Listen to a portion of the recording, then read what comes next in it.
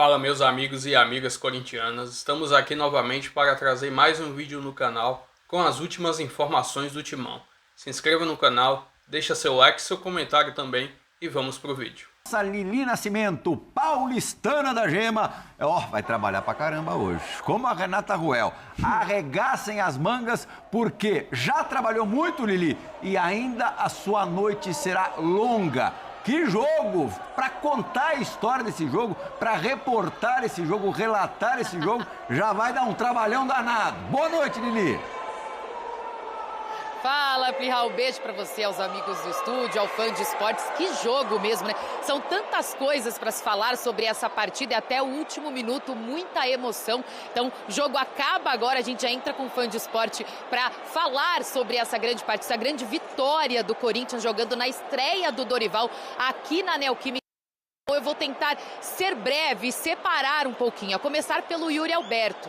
Ele agora se iguala ao Romero como artilheiro da Neoquímica Arena, 43 gols marcados aqui, então nessa partida ele começou com 40, vai a 43, então ambos são artilheiros da Neoquímica Arena. Ainda teve um gol dele anulado, né, por falta do Mateuzinho, no jogador do Internacional.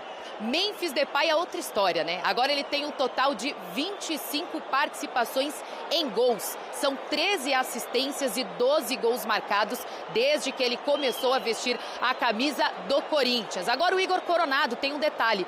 No jogo da Copa do Brasil, eu estava lá em Novo Horizonte, e aí na coletiva de imprensa o Dorival falou assim: o Igor Coronado, ele vai conquistando o espaço dele, ele vai ter que demonstrar nos treinos, né, que ele merece entrar em campo. Aí, assim, no final do jogo, faz um gol desse, a gente sabe que ele vai acabar conquistando a vaga dele, até porque o Dorival quer rodar o elenco, ter mais opções para o restante da temporada. Como vocês falaram, né, tem muitas polêmicas por conta da arbitragem, mas em relação ao resultado final, é claro que o torcedor sai comemorando muito. E a gente dá destaque também para o Memphis, além das 25 participações em gols no Corinthians, 2 hoje de cabeça, né? No início do jogo ele quase faz um gol de cabeça de cobertura, depois ele teve um outro gol, uma tentativa de gol de cabeça aqui, o Antony acabou fazendo a defesa, foi uma boa atuação do Corinthians, que deixou aquela má impressão lá no Maracanã, aqueles 4-0, então agora consegue reverter essa situação logo na estreia do Dorival, jogando aqui diante de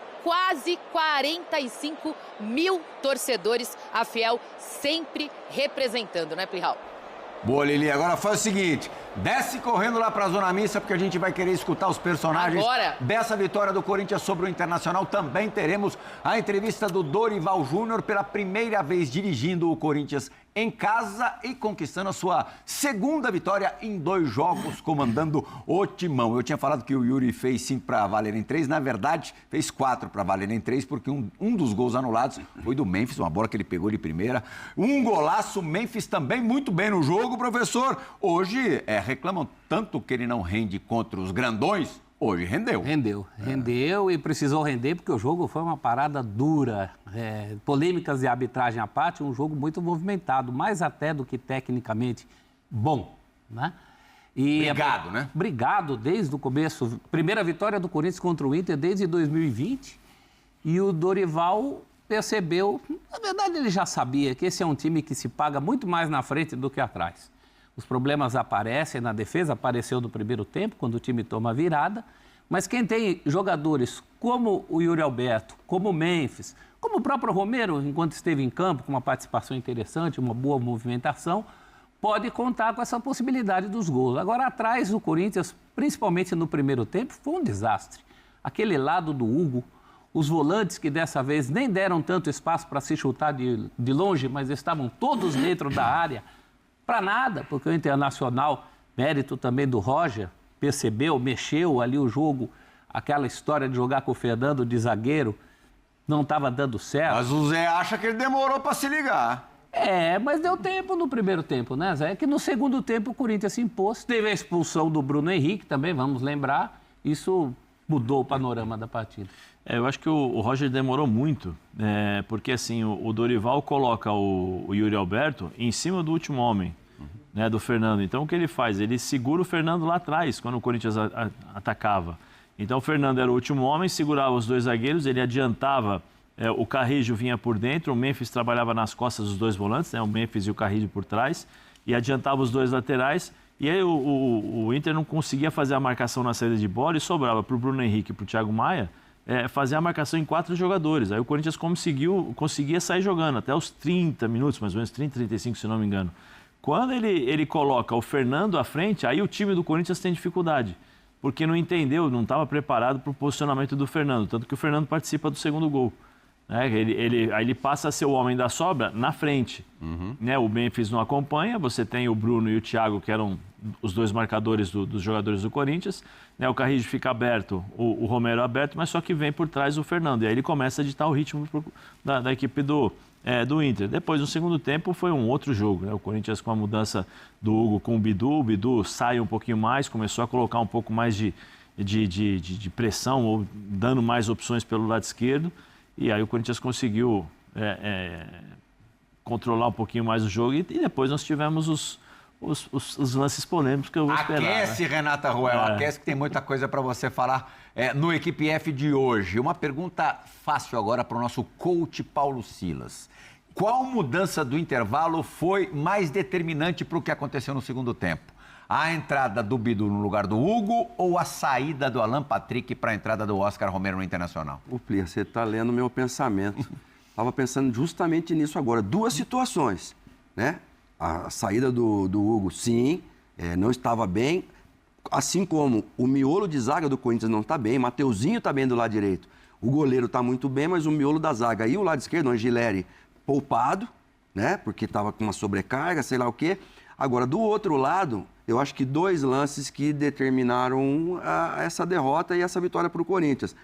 Não só a saída do Alan Patrick, como a expulsão do Bruno Henrique. Sim. Porque o Inter, ele sofre as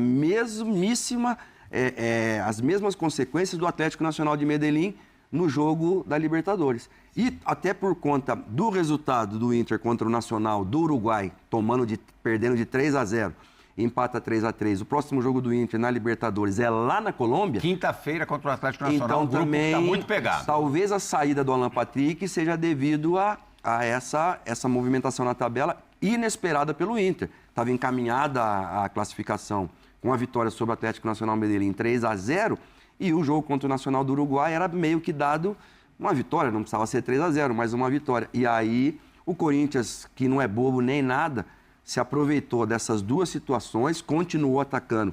Diferentemente do que vinha fazendo nos últimos jogos, aperta no primeiro tempo e depois no segundo tempo vai caindo. Não, agora foi o contrário. Tudo bem, tinha superioridade numérica, mas jogou muito, muito bem e o ataque funcionou, principalmente o Memphis e o Yuri Alberto. Acho que... E a facilidade, né, a facilidade que o Carrillo pegava essa bola aberta e fazia os cruzamentos, porque tanto o Bernabé como também o Luiz Otávio, que entrou, eles não conseguiam tirar essa marcação ou fazer uma marcação para evitar o cruzamento. E aí o Carrillo toda hora, aquele cruzamentozinho ali que, né, uma vez tirando, outra vez cortando a bola, né? O Coronado, Zé, parece que faz o gol, a gente não viu ainda o 4º gol, que o Memphis poderia ter feito. Você quer ver agora? Pra você e pra mais ninguém. Pra você, Paulo. O Memphis teve, só que o Memphis teve na meia-lua para fazer isso aí. É verdade. E chutou a bola em cima do goleiro. Ele acho que não tinha visto, né? Na hora que ele domina, ele olha a bola e ele na hora que finaliza. Ele não viu. Mas ele teria que ter visto, né, Zé? Porque ele é o craque, né? Cara, tem umas coisas do futebol, né? O Zé tava falando... O Corinthians surpreendido com o Fernando mais avançado. Tem direito de se surpreender, uma vez que ele não é zagueiro, que ele é volante? O natural dele é jogar ali. Mas eu acho que o Dorival preparou essa equipe, especialmente com essa movimentação. Porque quando o Corinthians não consegue fazer a marcação-pressão, né? O Corinthians espera o Inter no campo dele, faz 2... Ele coloca o Memphis e o Yuri Alberto para marcar os 3 zagueiros. E aí o Fernando fica como zagueiro. Quando o Roger começa a entender que, peraí, o Fernando nós estamos perdendo um homem no meio campo e ele adianta, o Corinthians não... Eu acho que o Dorival não preparou... Não que não preparou essa equipe, mas eu acho que ele não... Os jogadores em campo demoraram para entender em termos de posicionamento. Isso aí é frações de segundos, talvez você mude uma bola ou outra, né? Aí quando eles perceberam, o Fernando já estava participando o tempo todo, tanto que fez o gol, Aí depois acabou, já foi acho que foi 35, né, o segundo gol, né? 35, 36, alguma coisa assim. Em 4 minutos o Inter vira. Em 4 minutos, foram os 4 minutos que aí o Corinthians acerta, porque o Corinthians começa a subir mais a marcação e aí não deixa o Inter sair jogando. Mas deu tempo, pois é, porque antes do Inter empatar, o Hugo Souza já tinha trabalhado bastante. Sim. Ele tinha feito 3 defesas importantes, acho até que ele falha num dos gols do Inter. No segundo gol, passa. Ele sai, aquela bola é dele. Ele tem 2 metros de altura. Mas ele tentou alcançar, não alcançou, né? Uma vez que saiu, não, mas acontece. Mas ele estava praticamente na linha dele. A bola foi cruzada ali, alta, ele tentou. É complicado, porque ele tentou alcançar e não alcançou. O que o cara vai fazer? Ele e os 2 que estavam do lado dele, do lado esquerdo dele. O Hugo não teve. O outro Hugo, Xará, lateral esquerdo, não teve leitura. A saída do Hugo foi fundamental para o Corinthians reagir também. É que o Hugo goleiro, estava atrás do Hugo. Quem não fechou foi o Romero. O Romero que não fechou a jogada, porque o Romero ficou olhando a bola e esqueceu do Aguirre que estava entrando. O Simeone faz um gol contra a gente, seleção argentina e brasileira, a hora que o Arana virou, ele já estava chutando a bola. Então, ali não é treinamento, Simeone não. Filho. O Simeone Filho. O pai não fazia gol. Vamos acionar a Renata Ruel, porque daqui a pouquinho a gente vai ter as coletivas e a zona mista direto da Neoquímica Arena. E a Renata tem muito para tratar no Equipe F de hoje sobre Paulo César Zanovelli. E eu vou falar de novo aqui o nome do VAR. Paulo Renato Coelho.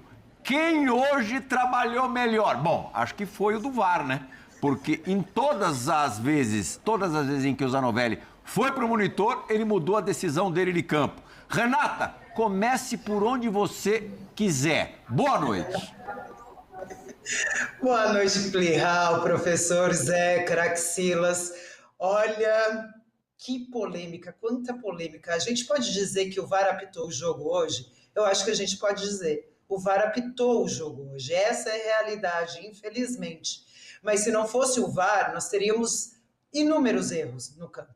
O Zé Elias sabe bem porque quantas vezes a gente já não falou de Paulo César Zanovelli nos programas e aqui na ESPN. É um árbitro que comete erro atrás de erro. Você vai lembrar bem, Plihal, é o árbitro que não deu a mão no jogo São Paulo e Fluminense, que para mim até caracterizava erro de direito, e o jogo deveria ter sido anulado. Então é um árbitro que continua com o escudo FIFA, mesmo errando. A gente tem aí vários lances hoje polêmicos, mas você tem primeiro o gol do Corinthians, o primeiro gol do Corinthians, que você tem uma falta claríssima, e ele está próximo do lance. Ele está em cima do lance e ele não marca falta. Como é uma roubada de bola do Corinthians, é considerado um app para o VAR. É onde começa a fase de ataque do Corinthians, imediatamente você tem, a gente percebe aí, essa é a falta, aí você tem uma jogada praticamente vertical, onde o Corinthians sai jogando, vai para a lateral, cruza e sai o gol. Então, da roubada de bola, na sequência, você já tem o gol do Corinthians. E isso é motivo, sim, para o VAR chamar, sugerir a revisão como fez e anular o gol. O VAR está correto. A falta, para mim, é indiscutível. O jogador, a hora que ele vai roubar a bola, ele pega primeiro a perna do adversário. Ele pega a perna, o pé com pé ali na trava da chuteira. E isso é falta. Você recuperou a posse de bola com uma falta. E aí depois tem o toque na bola, tudo bem, mas... Oi? Só desculpa te interromper, o que é a natureza, né? A gente estava acompanhando o jogo na redação, o Celso estava num outro lugar, numa outra TV. Eu, Zé Elias e Silas estávamos vendo na mesma televisão, no mesmo local. O que é a natureza? O Zé Elias falou que foi falta. Eu e o Silas achamos que foi uma dividida. Eu acho que foi falta. Celso Zé também acha que foi falta? Eu acho que foi. Em tempos de VAR, você pega essa falta. No futebol a olho nu, não. Não. Mas se você tem o VAR e chamou e viu... Essa foi a explicação que eu dei pro Plihal. Não é? Mas a minha pergunta para Renata, se o Wesley não fica caído, o VAR ia chamar? Porque se o Wesley levanta, e aí? Essa é uma boa questão, porque assim, como você tem um gol, o VAR ele é obrigado a checar desde o começo do gol. Então, o que eles chamam, né? Às vezes a gente escuta no áudio do VAR, vamos checar o app. O app é quando ele começa a jogada. Então o VAR tem que checar. Como você pega, eu concordo com vocês, no campo às vezes é realmente difícil você ver esse tipo de lance, mas com o VAR, a hora que você pega, você vê que a entrada dele vai no pé com o Wesley. Por mais que tenha o toque depois, você tem a falta, você tem uma falta no início da jogada. A questão é uma falta clara ou é uma falta interpretativa? Se é interpretativa, não é lance para o VAR. Para mim é uma falta clara que o VAR acerta em chamar, porque você tem uma falta na roubada de bola na origem de jogada. Agora, o VAR tem que checar, agora chamar. Olha, Silas, se tem uma coisa que a gente não tem é critério, a gente vai falar isso até no pênalti em relação do Corinthians, porque é difícil a gente falar se a arbitragem chamaria ou não.